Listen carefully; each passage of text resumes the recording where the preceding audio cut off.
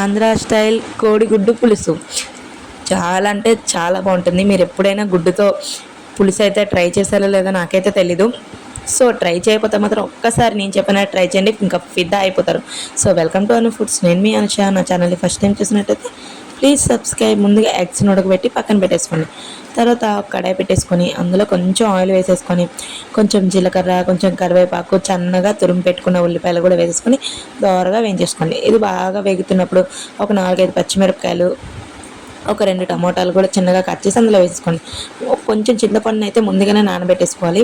దానిలోన కొంచెం కసూరి మేతి ఉంటుంది కదా, సో మెంతాకు పచ్చిదొన్న కూడా వేసేసుకోవచ్చు. కొంచెం ఉప్పు, పసుపు కూడా వేసుకొని బాగా వేయించేసుకొని దగ్గరగా వేగిన తర్వాత కొంచెం అల్లం వెల్లుల్లి పేస్ట్, కొంచెం కారం కూడా వేసుకొని బాగా వేయించేసుకోండి.